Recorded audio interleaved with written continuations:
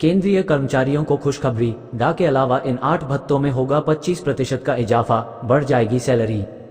कार्मिक और प्रशिक्षण विभाग ने गुरुवार यानी 4 जुलाई 2024 को एक सर्कुलर जारी कर कहा कि केंद्रीय कर्मचारियों के कई भत्तों का भुगतान 1 जनवरी 2024 से मौजूदा दरों पर 25% की बढ़ी हुई दरों पर किया जा सकता है।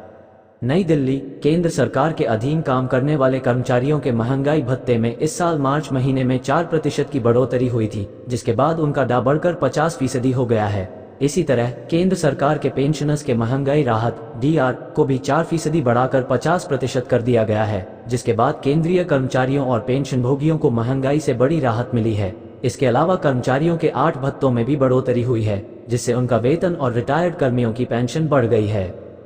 डीए हाइक, केंद्रीय कर्मचारियों को खुशखबरी, डा के अलावा इन 8 भत्तों में होगा 25% का इजाफा, बढ़ जाएगी सैलरी।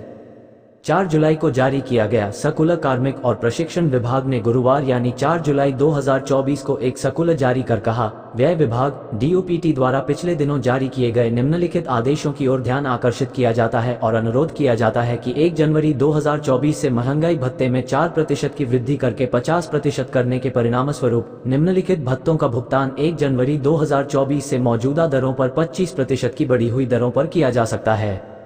इन भत्तों में 25% की बढ़ोतरी: 1. दूरस्थ स्थान, 2. वाहन भत्ता, 3. विकलांग महिलाओं के बच्चों के लिए विशेष भत्ता, 4. बच्चों की 5. शिक्षा भत्ता, 6. मकान किराया भत्ता, 7. ड्रेस भत्ता, 8. ड्यूटी भत्ता, 9. प्रतिनियुक्ति ड्यूटी भत्ता में 25% की बढ़ोतरी होगी।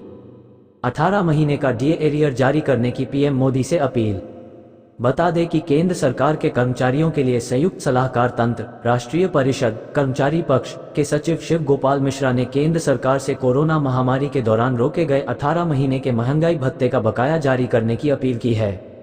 पीएम मोदी को लिखे पत्र में उन्होंने कहा, राष्ट्रीय परिषद (जेसीएम) के सचिव कर्मचारी पक्ष के रूप में यह मेरा कर्तव्य है कि मैं कुछ प्रमुख मुद्दों पर आपका ध्यान आकर्षित करूं जो केंद्र सरकार के कर्मचारियों और पेंशनभोगियों के मन को परेशान कर रहे हैं। दरअसल कोविड-19 महामारी के मद्देनजर केंद्र सरकार ने जनवरी 2020 से जून 2021 तक 18 महीने के लिए डीए और डॉक्टर का भुगतान रोक दिया था।